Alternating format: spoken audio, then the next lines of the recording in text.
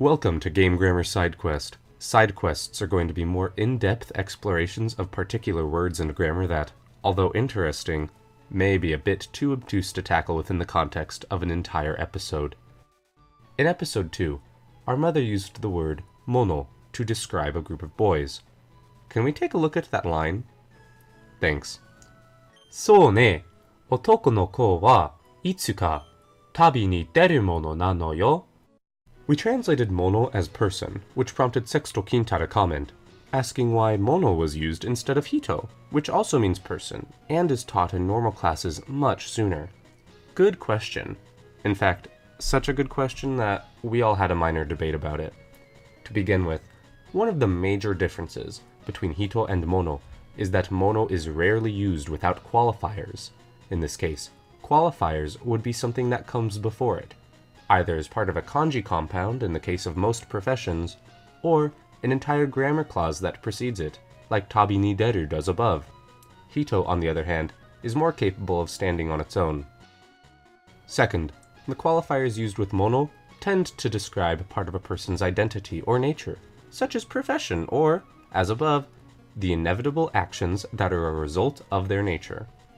Take boys, for example, or rather, otoko no ko. We're describing a pretty broad group of people there. At the very least, we aren't directly talking about a specific person, but rather a group. And tabi ni deru, going on a journey, is described as an inevitable aspect of their nature. Hence, we use mono. Hito or hitotachi can stand on its own, and if there are qualifiers, they tend to be more objective rather than subjective, describing a current state or action rather than inherent state, and therefore talking about actual people rather than a conceptual group of people. Consider this example: eisha swimmers as a group of people, like Olympic swimmers, versus oyoideiru hitotachi, swimmers as a group of people, like people who are swimming in the pool. We must be careful with this, because the way a kanji is used in a compound can be different than how it is used on its own. But the conceptual difference we're looking for is present here. The kanji for mono describes a group of people organized by qualities they possess, while hito is used to describe a group of people by more objective means.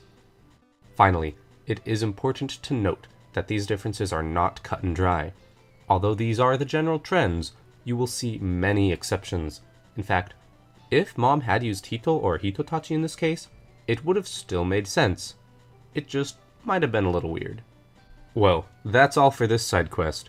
I hope you found a rare item to make up for going off the main path. In the meantime, remember to like, comment, subscribe, and also check us out on Twitter. Mata ne! Doing some sweet tricks with the no to modify grandpa. Ji-san is the same as oji-san, but without the o it's not as respectful.